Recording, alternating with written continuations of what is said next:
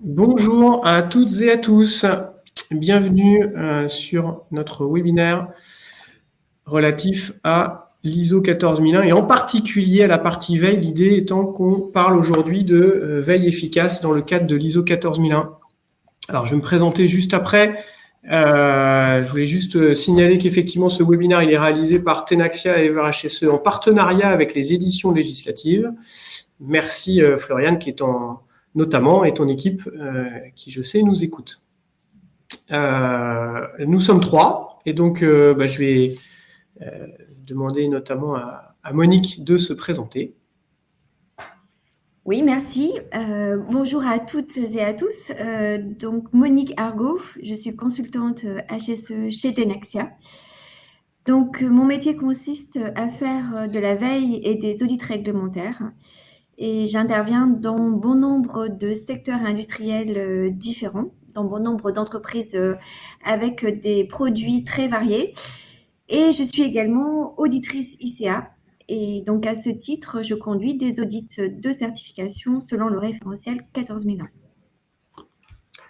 Merci Monique. Donc, avec nous, il y a aussi Christophe. Oui, bonjour à toutes et à tous.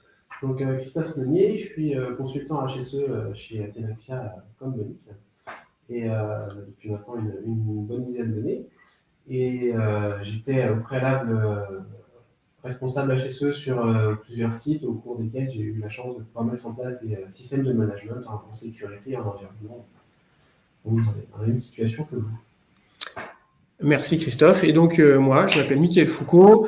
Aujourd'hui, je dirige Ever HSE, qui est une marque de la société Tenaxia. Je vais vous en dire 2 mots. Moi aussi, ça fait 15 ans que je fais du conseil. J'en ai fait beaucoup plus que je n'en fais maintenant, mais pendant 10 ans. J'ai été pendant 15 ans auditeur AFNOR 14001, arrêté il y a très peu de temps. Et j'accompagne principalement des PME aujourd'hui.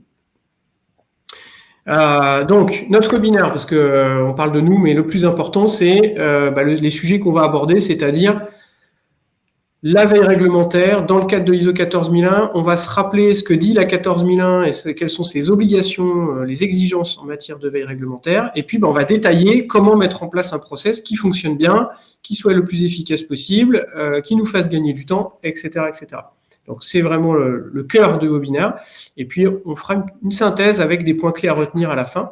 Sachez que grâce au chat, vous allez pouvoir poser toutes les questions. Christophe, notamment, est chargé de les consolider, ces questions, pour pouvoir, à la fin, pour qu'on puisse y répondre en fait en fin de webinaire. D'accord ?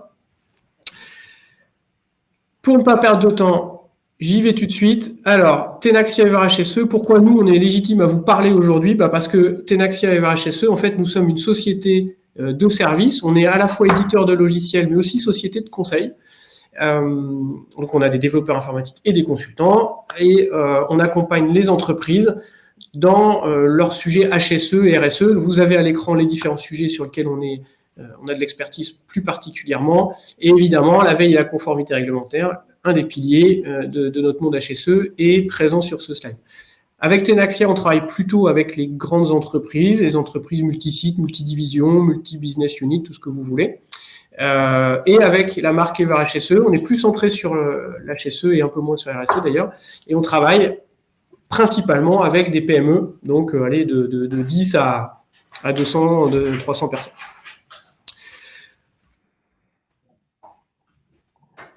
Quelques chiffres pour illustrer ce que je viens de dire. Voilà, nous sommes 70 au total chez Tenaxia. On investit beaucoup pour toujours faciliter la vie de nos clients. C'est notre leitmotiv, et je le répète assez en interne. Christophe m'entend le dire tout le temps. C'est même ce que j'ai mis sur mon LinkedIn, faciliter la vie des responsables QSE, HSE. Donc, on va tâcher à travers ce webinaire de vous donner une partie de nos compétences sur le sujet. Allons-y, et je vais passer la parole à Monique pour qu'elle puisse... Et donc, j'arrête mon partage d'écran. Monique, vas-y pour ton partage, de façon à ce que tu puisses nous dire ce que dit la 14001 sur ce sujet. Très bien, merci Mickaël. Alors, donc, que dit la norme ISO 14001 en termes de veille? Pardon? Ton écran.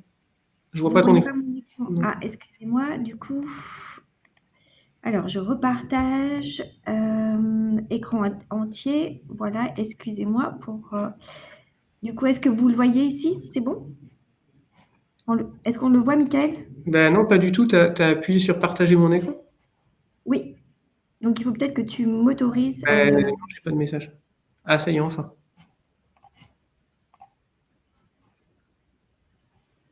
OK.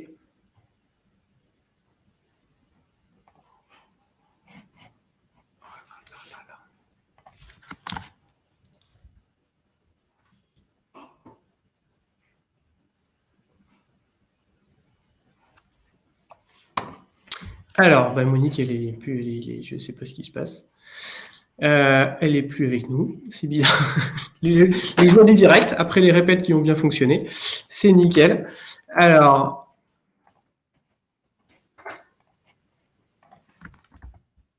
Christophe, je te laisse à la limite voir en chat si Monique peut être avec nous. Ce que je vais faire, je vais vous partager mon écran.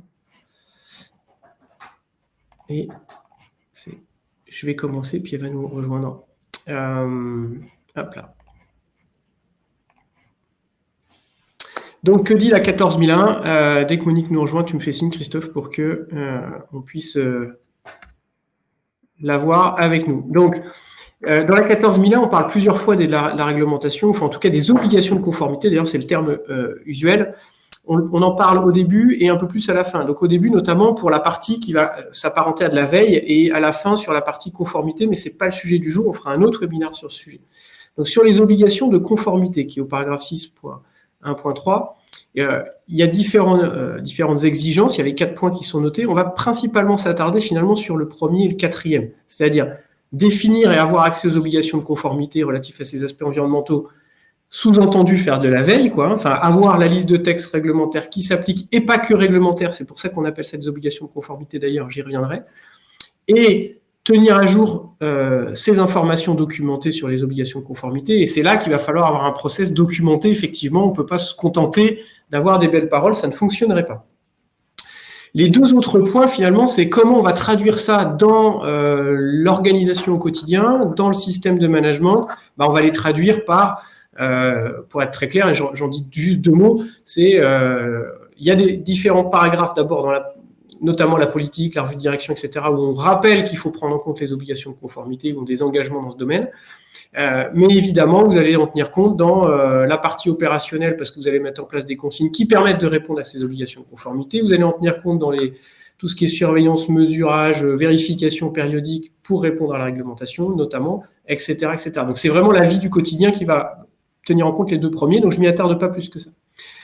On est vraiment au début de la norme dans le PDCA, comme c'est noté. Et je vous parlais d'obligations de conformité. Effectivement, les obligations de conformité, elles sont définies dans les définitions de la norme 14001. Exigences légales et autres exigences. Donc, exigences légales, on va voir qu'il y a différents niveaux, tout ce qui est national, européen, international, et puis le local. Et la veille locale, c'est une particularité à prendre en compte. Et puis, il y a les autres exigences. Les autres exigences, c'est tout ce qui ne va pas être réglementaire et ça peut être, je sais pas, une norme qu'un client, je sais pas, dans le monde automobile, par exemple, les clients vous obligent à respecter un certain nombre de normes avec des produits interdits, réglementés, etc. Donc voilà, ça, c'est une autre exigence, mais ça peut être aussi des exigences locales auxquelles vous adhérez de façon volontaire ou des exigences du groupe aussi, tout simplement, que vous faites partie d'un groupe auxquelles vous adhérez de façon obligatoire, pour le coup, si c'est le groupe qui vous l'impose, mais c'est bien des autres exigences dans lesquelles il peut y avoir des choses sur l'environnement, notamment. Donc, il faut bien prendre ça en compte et puis documenter, évidemment, là, il va falloir, on en a parlé, documenter, je ne vais pas trop y revenir, mais voilà, il faut avoir ce niveau-là. On va regarder le processus réglementaire étape par étape.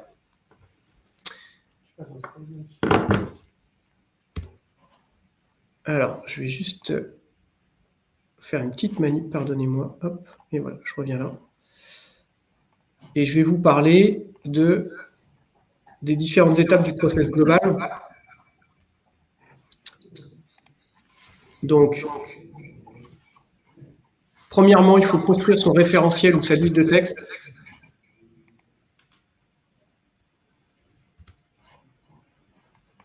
Excusez-moi.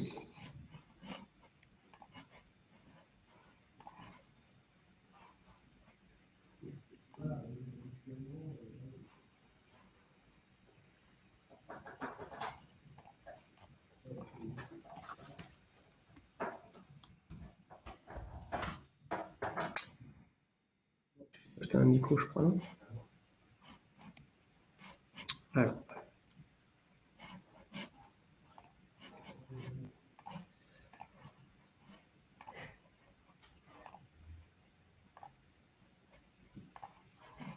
Normalement, on est bon. Excusez-nous, décidément, ce matin, pour tout vous dire, on avait des travaux dans le bâtiment il y a 10 minutes avant qu'on démarre. On a eu peur et en fait, c'est la technique qui nous fait défaut, pardon. Donc, processus global réglementaire. 1, il faut avoir un référentiel réglementaire, construire sa liste de textes, référentiel, recueil, vous l'appelez comme vous voulez. C'est bien d'avoir les textes, encore faut-il les comprendre. Et donc, on va s'attarder, il faut se les approprier. On va s'attarder là-dessus. Monique reprendra la main. L'évaluation de la conformité, on verra ça le 10 mars. Et moi, je vous reparlerai de la veille. Alors, d'abord, construire sa liste de textes. Alors, pour construire une liste de textes applicable, il y a 2 cadres. Il y a l'architecture réglementaire. Donc, j'ai pas le temps, malheureusement, dans ce webinaire de m'attarder là-dessus, mais il faut que vous ayez en tête comment ça fonctionne, c'est quoi une directive, c'est quoi un règlement, qu'est-ce qui s'applique, qu'est-ce qui est applicable, qu'est-ce qui ne l'est pas, comment ça marche les codes, comment ça marche les arrêtés, etc. Je vous invite à aller sur notre blog qui s'appelle HSE réglementaire. Il y a le lien en bas de la présentation et on a différents articles qui expliquent très très bien cette architecture et quel est le poids des textes, quel est le lien entre les textes, etc. Donc, voilà. Et puis évidemment, il faut que vous connaissiez bien votre entreprise. C'est quand même le cœur. Et donc, on vous a mis ici différents éléments qu'il faut pouvoir recenser, avoir en tête pour pouvoir après établir la liste des textes. Et donc, évidemment, il y a tout ce que vous allez rentrer comme type de produit, de matière première, et puis tout ce que vous allez sortir comme produit fini. Et puis, il y a tout ce qui va rentrer et sortir pour accompagner cette production de produits ou de services. Ça peut être les énergies, ça peut être les rejets, ça peut être etc. Et on a mis en accidentel, il faut penser aussi en sortant à ce qui peut se passer, et c'est important la réglementation, en mode accidentel, typiquement, il y a un incendie, voilà, oui, il y a de la réglementation sur l'incendie. Là, je parlais plutôt production, qu'elle soit de services ou de produits, mais évidemment, tout ce qui va être autour, tout ce qui va constituer l'entreprise, tout ce qui va servir. Là, on vous avez quelques exemples, un compresseur, chaudière, clim, groupe froid, enfin des choses qui sont assez classiques. Il va falloir s'intéresser aux locaux, aux produits chimiques, à l'effectif, à la structure de l'entreprise, parce qu'en fait, en fonction de votre effectif, en fonction de la statut juridique, par exemple, vous allez être soumis ou pas à bilan carbone, par exemple, pour l'effectif, etc., etc. Donc, il faut essayer de se lister tout ça. J'ai pas parlé de quelque chose qui est le lien finalement entre réglementaire et c'est la partie ICPE, qu'il va falloir installation classée par la protection de l'environnement. Évidemment, il va falloir s'intéresser à avoir un inventaire des ICPE aussi pour pouvoir constituer une liste de textes qui soit viable. Pour trouver ces textes, maintenant on sait comment les architecturer, on sait quelle info il faut prendre en interne, et bien pour trouver ces textes, eh bien, il va falloir travailler avec des sources. On en a mis quelques-unes. Donc, les 2 sources officielles, c'est Légifrance et Eurlex, France-Europe. AIDA Ineris, évidemment, est très bien fait puisque c'est bien architecturé aussi et c'est gratuit, tout ça. Et puis, vous pouvez vous appuyer sur... Alors, INRS, je ne l'ai pas mis trop en avant parce que c'est quand même plus sécurité, mais il y a quand même des choses intéressantes. Notre partenaire des éditions législatives, évidemment, qui est une source assez conséquente de textes, qui est architecturée, enfin voilà, avec des prestations pour le coup bien carrées, qui vont largement vous aider. Et puis vous pouvez aussi faire appel à des sociétés comme les nôtres, évidemment, comme il en existe d'autres, autres que Tenaxia et VRHSE, qui vont carrément vous déterminer la liste de textes à votre place, selon des méthodes évidemment éprouvées. Pour faire cette liste de textes et pas partir tous azimuts quand vous faites vos recherches, eh bien, je vous invite à travailler par thème. On vous a mis des exemples de thèmes, mais effectivement, il faut vraiment travailler selon ces thèmes-là, et vous verrez que dans la liste des textes, il faut aussi, je vous conseille fortement d'architecturer votre liste selon des thèmes, ça sera beaucoup plus facile à traiter par la suite.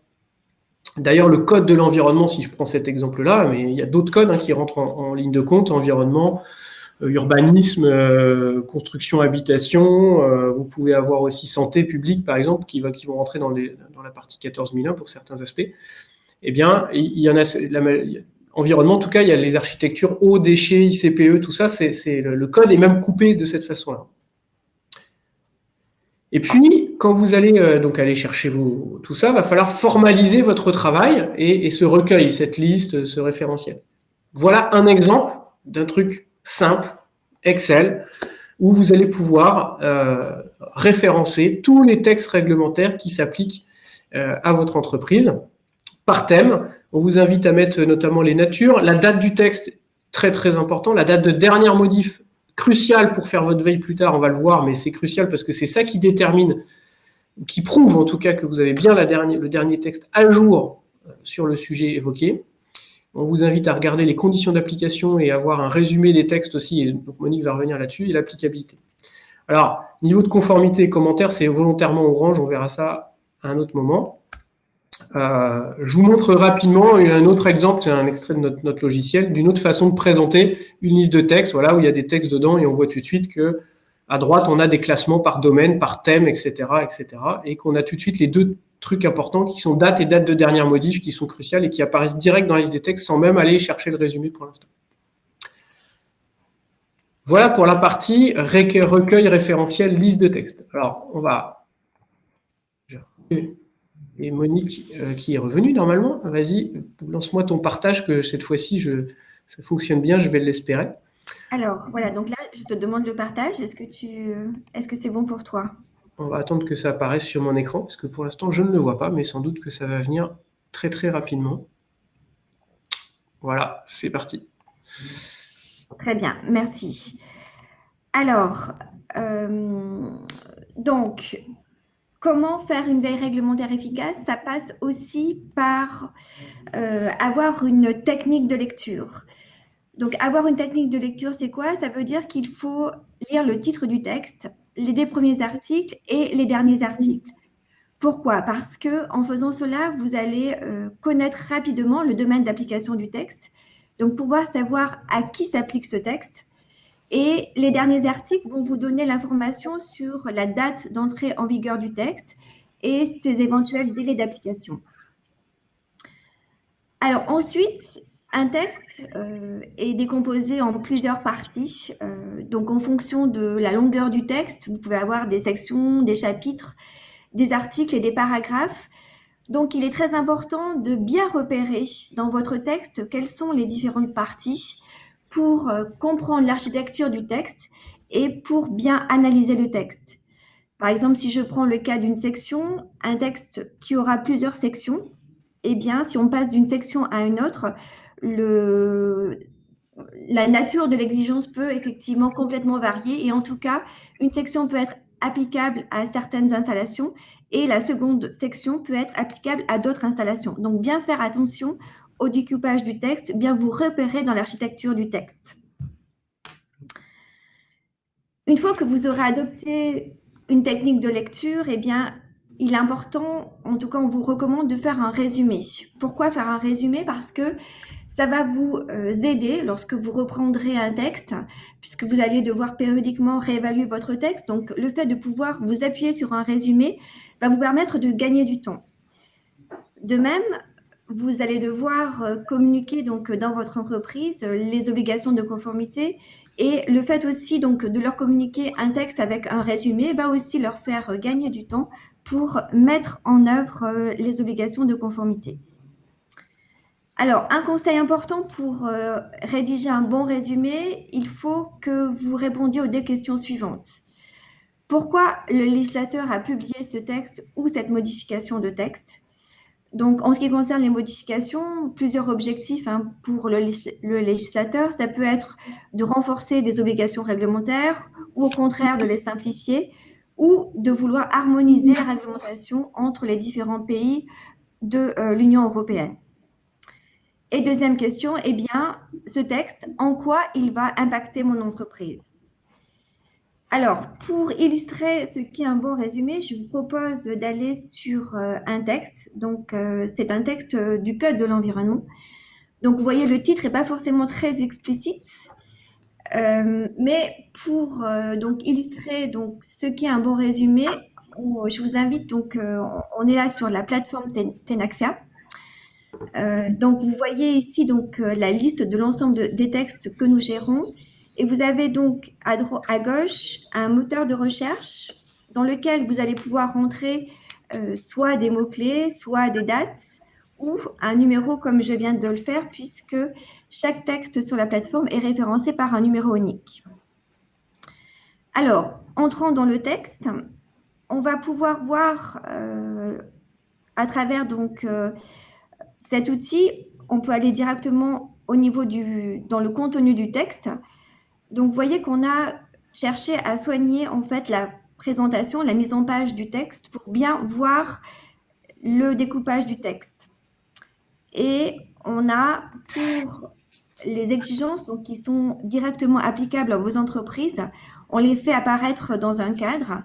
Et sur le volet, là, à droite, vous pouvez voir, avoir accès à des informations. Donc là, il peut être important de faire un résumé de l'article, mais également, par exemple, de préciser l'échéance à laquelle l'article va s'appliquer. Et également, pour certains articles, ça peut être intéressant aussi de préciser l'échéance puisque des articles vont pouvoir revenir à des fréquences données.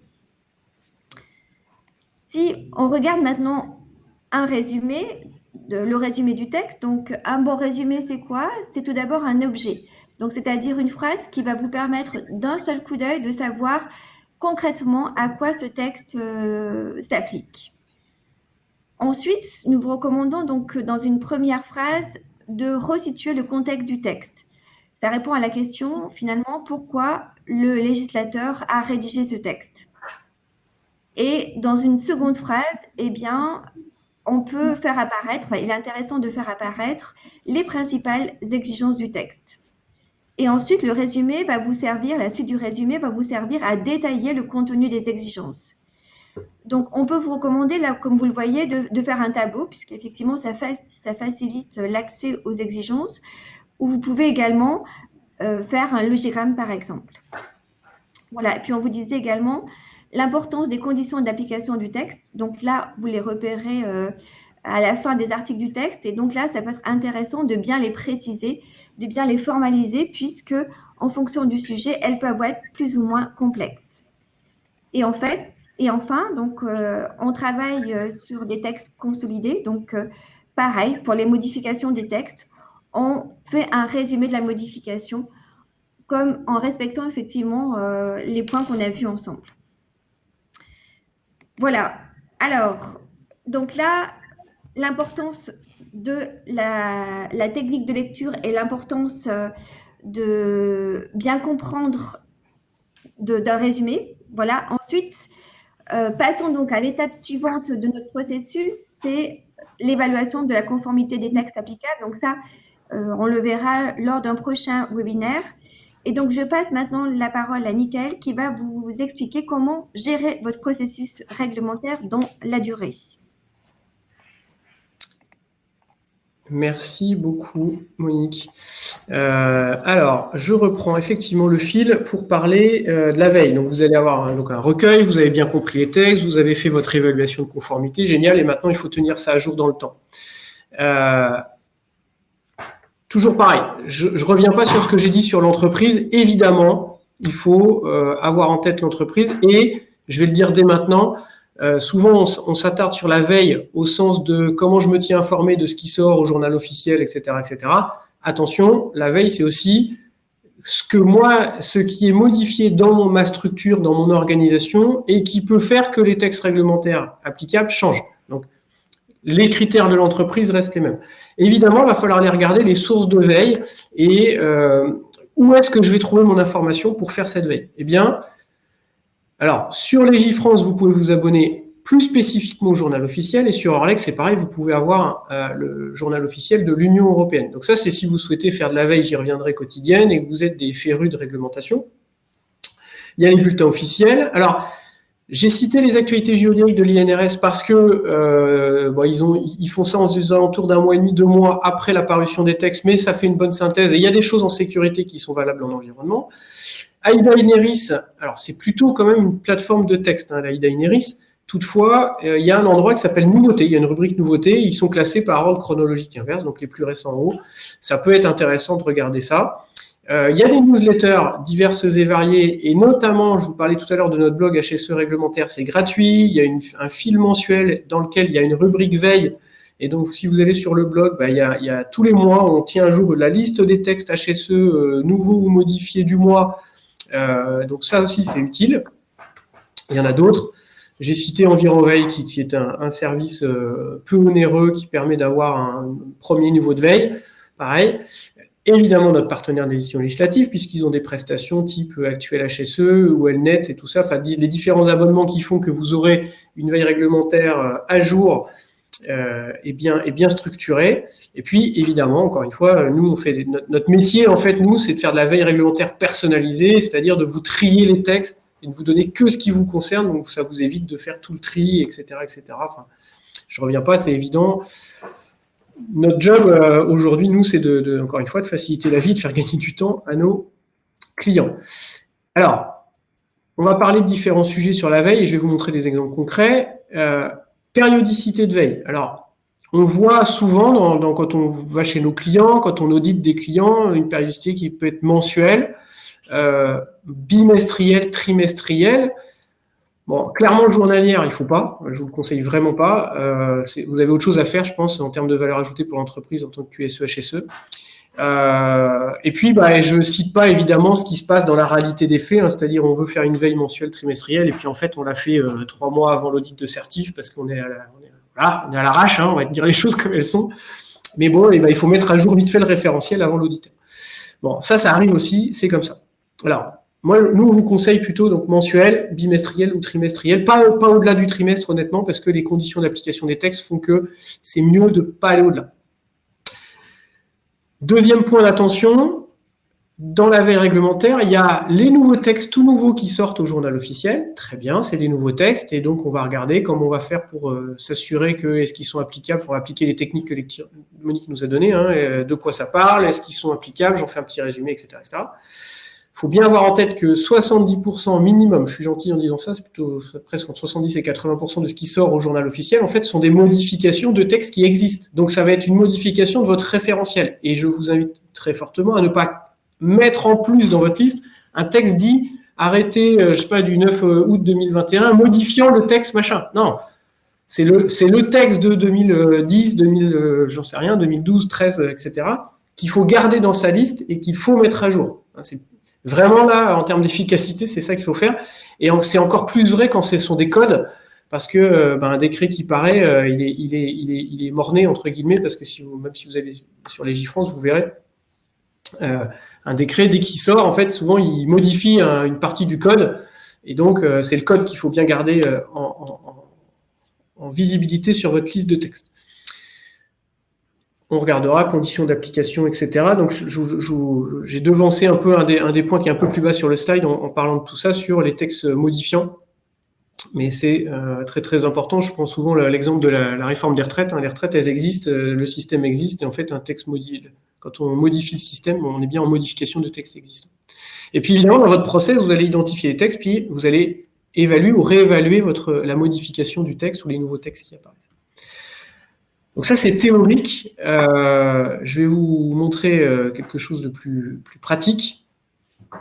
Je vous emmène sur un autre exemple, Monique vous disait, donc sur une liste de textes réglementaires. On va aller regarder. Alors, je vous montre Ever HSE, évidemment, je ne peux pas vous montrer celui des confrères ou des concurrents. Comment ça marche, nous, notre système? En fait, nous, là, pour Ever HSE, c'est une veille mensuelle. On envoie donc un bulletin de veille personnalisé à chaque client tous les mois, qui porte sur le mois qui vient de s'écouler. Donc, je passe assez vite. Ce que je veux vous montrer, c'est 2 exemples concrets, un texte nouveau, un texte modifié. Donc, un texte nouveau, vous voyez, donc nous, on a un bulletin de veille qu'on envoie, on aide nos clients en classant déjà les textes dits prioritaires et les autres textes. Les autres textes, c'est les textes pour info, les textes abrogés, ou des textes qui sont des guides, des choses sans exigence.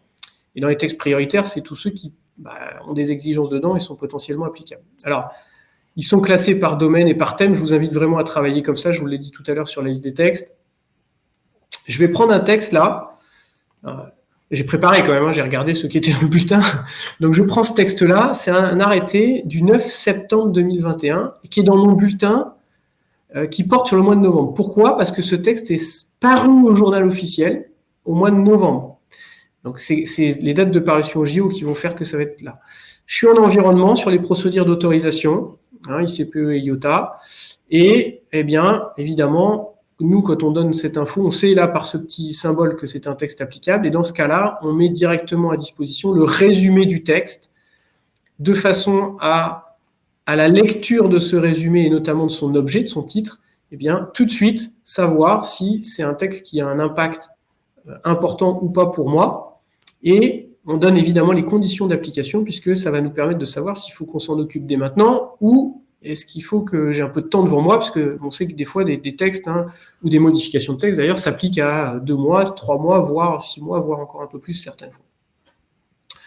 Donc, quand un texte est nouveau comme ça, regardez, si je clique sur mon texte, j'arrive directement sur ma base réglementaire, je retrouve mon résumé, je vais retrouver mon texte et la totalité avec les exigences à l'intérieur, et du coup je vais pouvoir, alors je l'avais déjà évalué celui-là, j'avais fait le travail un peu trop rapidement, mais en théorie on était comme ça, texte à évaluer, il est tout nouveau et je vais pouvoir évaluer ma conformité. Je reviens en arrière, puisque ce n'est pas la conformité le sujet du jour, et je vais aller chercher, on va aller regarder, on va revenir sur le sommaire, un autre texte pour avoir un autre exemple, je vais prendre celui-ci par exemple, parce que j'ai vu que c'était un texte modifié, moi. Donc, voilà, on est sur l'environnement, on parle sur l'air, on est sur l'achat et l'utilisation des véhicules automobiles routiers pour les entreprises ou les organismes. C'est un texte avec un petit crayon là, dans notre façon de travailler à nous, donc il est applicable, c'est la petite coche verte, et il est modifié. Et quand un texte est modifié, en fait, nous, on gère notre base réglementaire comme vous gérez votre système documentaire. C'est-à-dire, vous faites sans doute des versions de documents, à chaque fois que vous faites évoluer un document, consigne, une procédure, etc. Nous, on fait pareil, on garde tout l'historique de nos textes, et à chaque fois qu'un texte est modifié par le législateur, eh bien nous, on en crée une nouvelle version, et c'est pour ça qu'on appelle ça une note de version. La note de version, c'est une synthèse de la modification du texte. Et donc là, objet des modifications, il y en a eu plusieurs du 17 novembre, critères, donc c'est les critères des véhicules à faible et très faible émission, et les renforcements des obligations de verdissement. Voilà, et donc on cite les décrets, évidemment, qui modifie ça, et après on détaille ce qui a changé. Et là, en l'occurrence, ce sont les critères qui font qu'on est à faible ou très faible émission, et donc ça aura un impact notamment sur les taxes et autres choses comme ça à l'avenir. Donc, sur ce texte-là, ce texte est applicable dans ma base, très bien, mais est-ce que ça, normalement, avec la note de version, vous allez tout de suite savoir, ça vous concerne, ça ne vous concerne pas. Admettons que vous vouliez aller beaucoup plus loin. Eh bien, pareil que tout à l'heure, je clique, j'arrive directement sur mon texte. Je peux aller voir la fameuse note de version qui est reprise dans le logiciel, évidemment.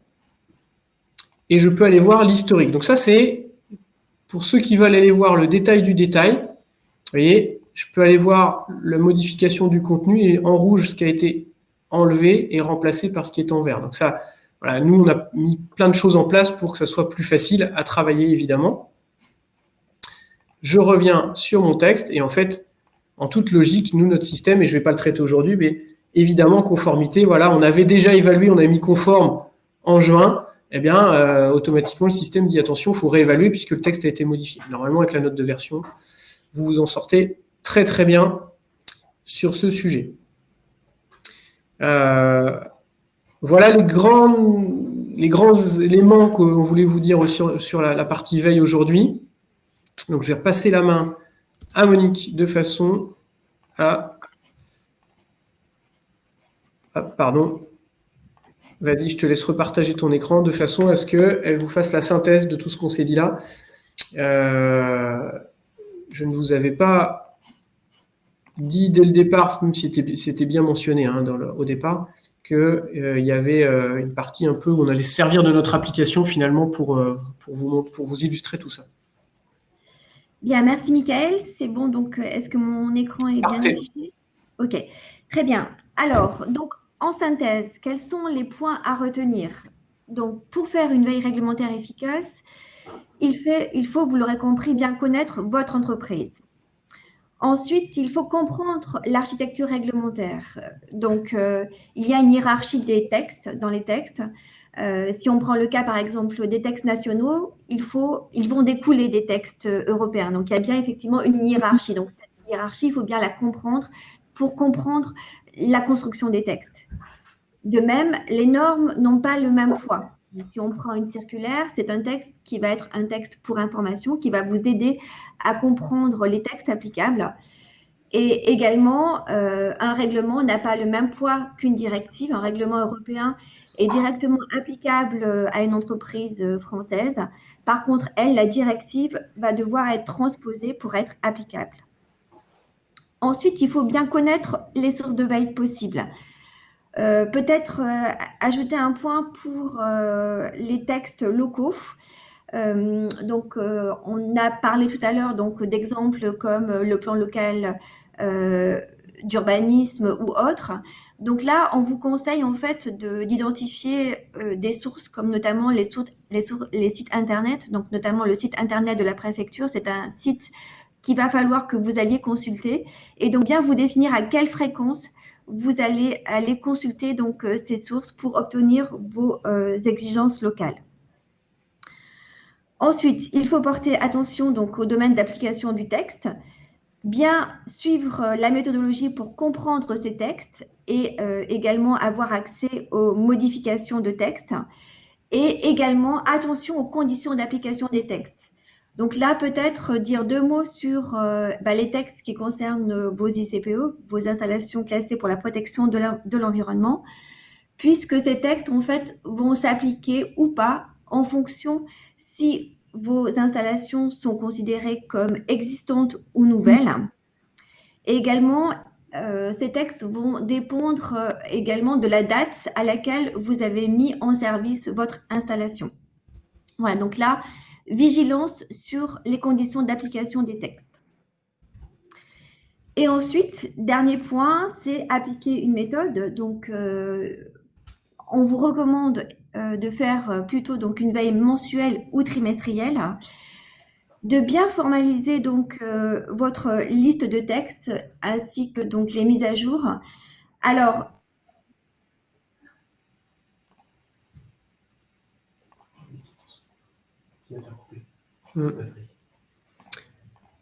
Alors,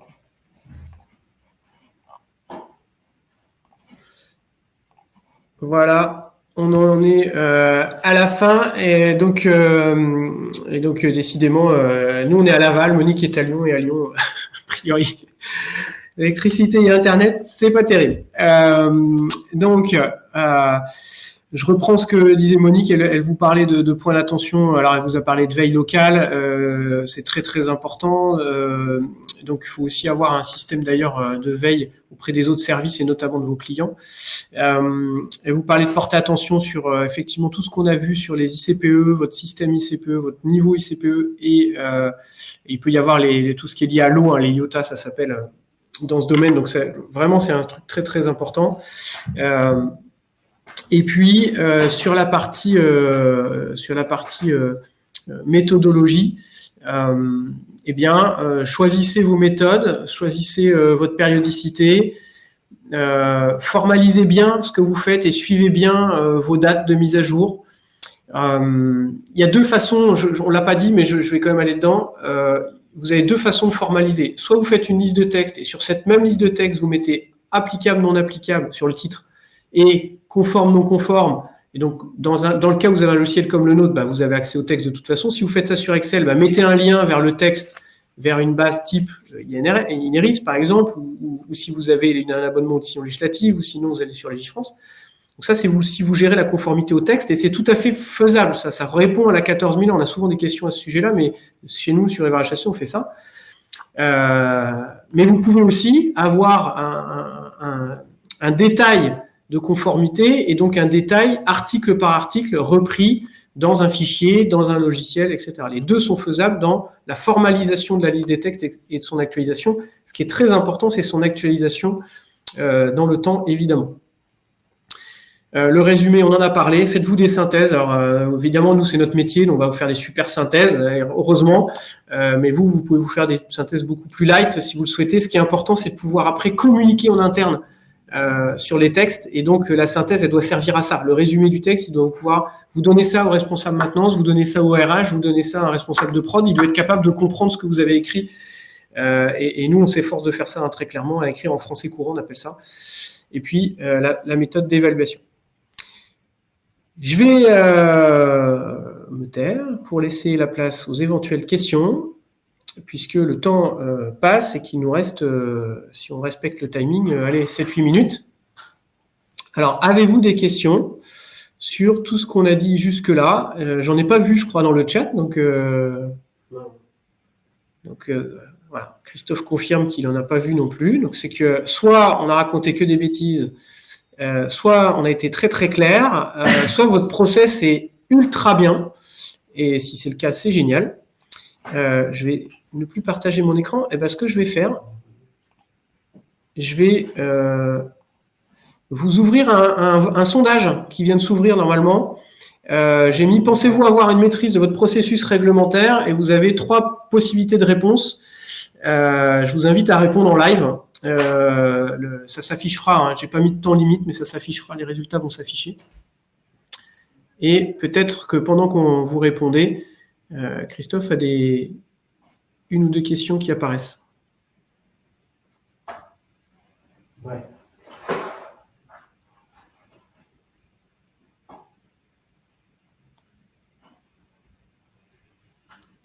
Alors, vas-y. Alors, une première question, je ne sais pas si vous m'entendez bien, qui serait lorsqu'on est dans une très petite entreprise et qu'on est plutôt que en effectif assez limité, donc 2 personnes, est-ce que nous avons le temps de faire toute cette veille réglementaire? Est-ce que vous avez le temps? Forcément, vous avez 40 000 choses à faire, comme tous les QSE, HSE, je pense.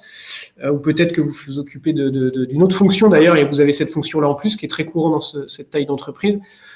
Alors, oui, vous avez le temps. Dans ce cas-là, pour moi, il y a 2 solutions. Je vais être pour pas faire de langue de bois, il y a 2 solutions. Soit vous n'avez pas de budget, et donc je vous encourage à vous abonner à quelque chose de type le premier niveau des éditions législatives ou Environveille, qui va déjà vous faire un premier tri des textes. Alors, ça va pas vous faire tous les résumés forcément, vous aurez, mais en fait, il y a différents niveaux. Environveille, c'est premier prix, mais déjà, ça va vous faire un tri et ça va vous faire gagner du temps. La première chose, c'est trier les textes. La deuxième, c'est est-ce que j'ai des résumés ou pas. Donc, deuxième niveau de prix, les éditions législatives, il y a des abonnements qui vous permettent d'avoir une veille, entre guillemets, un peu personnalisée, etc. Et puis, si vous avez un peu... Et donc, ça va déjà vous faire gagner du temps et réduire votre temps de veille. Encore une fois, dans ce cas-là, il faut le faire à une périodicité. Il faut mettre ça dans l'agenda en se disant, allez, 1 fois par mois, je fais le job et j'examine. Mais abonnez-vous. Enfin, faites pas ça au JO quand vous êtes à 2 comme ça sur un TPE. Et puis, évidemment, sinon, faut prendre des services. Nous, Ever HSE, typiquement, pardon de faire un peu de pub, mais c'est justement, on en a plein. Moi, j'en ai plein des entreprises qui ont entre 3, 4 et 50 personnes et qui... sont abonnés à nos services parce que justement, on vous fait gagner énormément de temps puisqu'on vous fait votre veille, on vous donne les résumés. Enfin, vous avez vu un peu les exemples qu'on vous a donnés. Donc, oui, c'est faisable. Oui, vous avez le temps de le faire. Prenez un minimum d'abonnement, même si ce n'est pas un service comme le nôtre, pour gagner en trier les textes. Enfin, perdez pas de temps sur les trucs qui n'ont pas de valeur ajoutée, c'est-à-dire trier les textes. Et si vous pouvez même avoir des petits résumés, c'est quand même mieux parce que ça va permettre de vraiment gagner du temps. Vous vous consacrerez à quoi? Est-ce que c'est vraiment applicable? Est-ce que je suis conforme ou pas? Et finalement, c'est ça la valeur ajoutée. J'espère que j'ai bien répondu et que j'ai été clair. Sinon, vous complétez dans le chat si vous avez d'autres questions.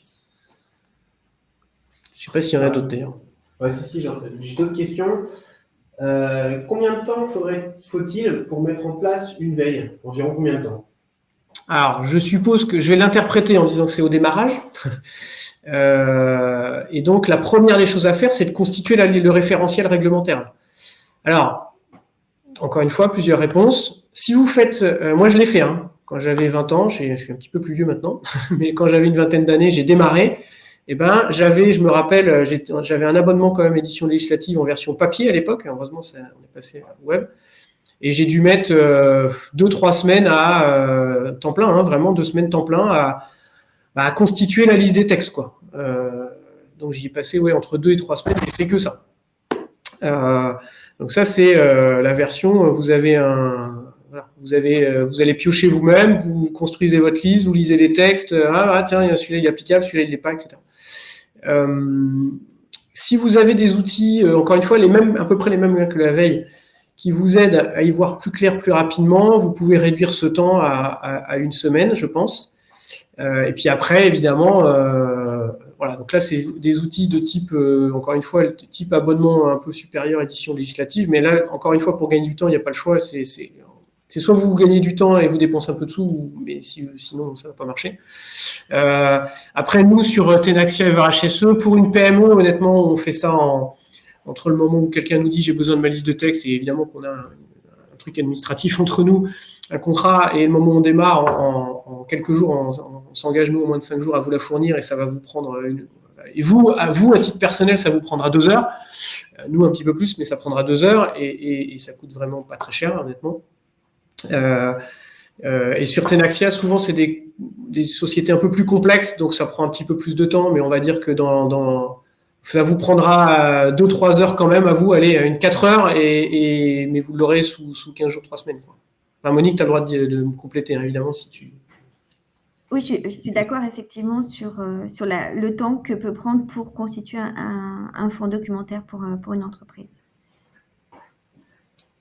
Donc, tu as utilisé un nouveau terme encore. Hein. Tu as dit fonds documentaire, c'est encore un autre sujet. J'avais dit recueil, référentiel, liste, fonds documentaire. Tout ça, ça veut dire voilà, la même chose, c'est votre démarrage, quoi, votre base de départ. Voilà.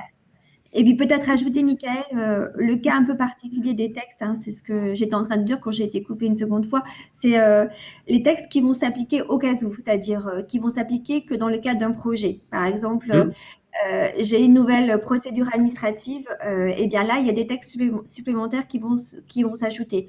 Ou par exemple, ce texte-là ne va s'appliquer que si je construis un certain type de bâtiment. Donc ce texte-là, il faut bien les repérer et les gérer de manière peut-être un peu différente que les autres textes.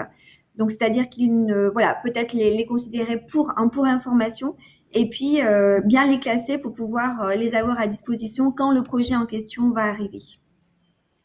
Ok, je crois qu'il y a d'autres questions. Allez, on essaie d'y répondre, même si on dépasse un peu le temps. On essaie de répondre à quelques-unes. J'ai une question de process assez intéressante aussi. Les pilotes de processus doivent-ils être acteurs de la veille ou est-elle réalisable par le responsable QSE uniquement? Alors, en gros, comment applique-t-on les pilotes ça pourrait être des responsables de service aussi, en fonction de votre organisation. Effectivement, c'est une très bonne question. Alors, nous, ce qu'on constate, il y a plein de réponses possibles, donc il n'y a pas une réponse possible. En tout cas, encore une fois, Monique, tu pourras compléter. Moi, ce que je vois qui est souvent le plus efficace, c'est quand même une sorte de veille un peu, entre guillemets, centralisée. Alors qu'elle soit centralisée sur le site ou qu'elle soit centralisée au niveau d'une division, d'un groupe ou de 2 sites. Je vois que j'ai cru voir qu'une question avec 2 sites aussi. Donc, mon avis, il faut d'abord faire ça et après diffuser l'information, la bonne info au bon pilote de processus, en fait. Et ça, effectivement, j'ai pas mis de colonne pilote de processus, service, installation, etc. Mais dans votre liste de textes, vous pouvez effectivement dire à qui ou à quoi ça s'applique dans l'entreprise, ce qui va vous permettre de donner à la bonne entreprise après. Moi, je le ferai comme ça. Je pense que si chacun fait sa veille, ça va être le bazar. Vous n'allez pas vous y retrouver. Donc, moi, je ne crois pas trop à ça. Je crois plutôt à diffuser la bonne info à la bonne personne. Autre solution que j'ai vue qui marchait pas mal quand même, c'est vous êtes la personne centrale, entre guillemets.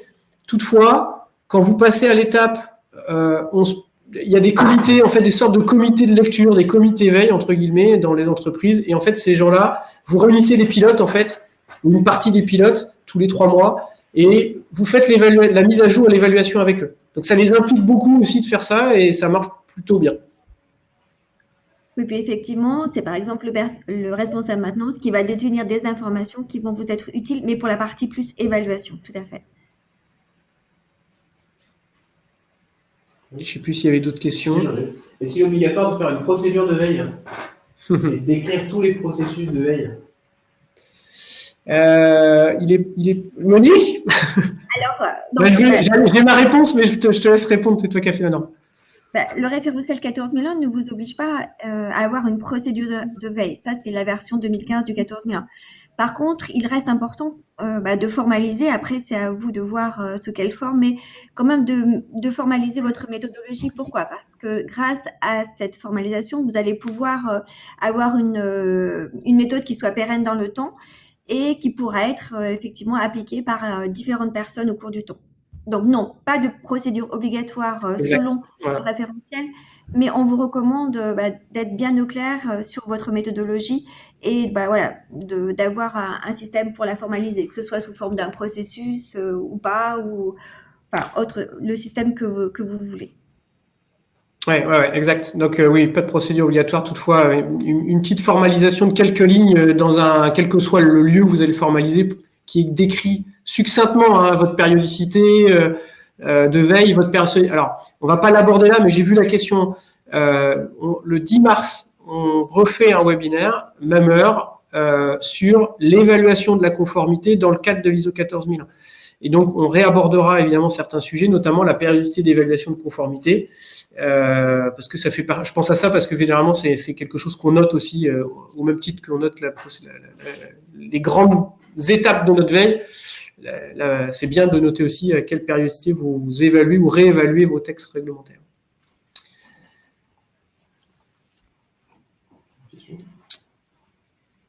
C'est bon, on a fait à peu près le tour des questions, globalement. Peut-être, je ne sais pas si... Combien de temps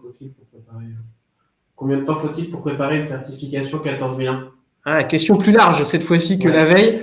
Alors, moi, je pense qu'il faut 1 an. Sur une entreprise de 70 personnes, il faut 1 an. Certaines entreprises nous ont demandé, on en fait de l'accompagnement, nous ont demandé de faire ça en 6 mois. Alors, c'est faisable, vous serez certifié, mais vous ne construirez pas un système pérenne. Voilà. Donc, pour être très clair, non, en dessous d'1 an, tout est faisable. Hein. Avoir un bout de papier, je suis un peu direct, mais avoir un bout de papier en 6 mois, c'est jouable. Avoir un système qui fonctionne, pérenne dans le temps, etc., qui est vraiment un système d'amélioration, je pense qu'il faut 1 an minimum. Si vous avez vraiment du temps devant vous, 18 mois, là, vous êtes cool. Mais voilà. Tu confirmes, Monique, à peu près ? Oui, complètement. Ouais, on est en phase. 1 an, c'est bien. Ok. Bon, écoutez, je crois qu'on a à peu près fait le tour. Christophe, des questions là ? On est pas mal ? Oui.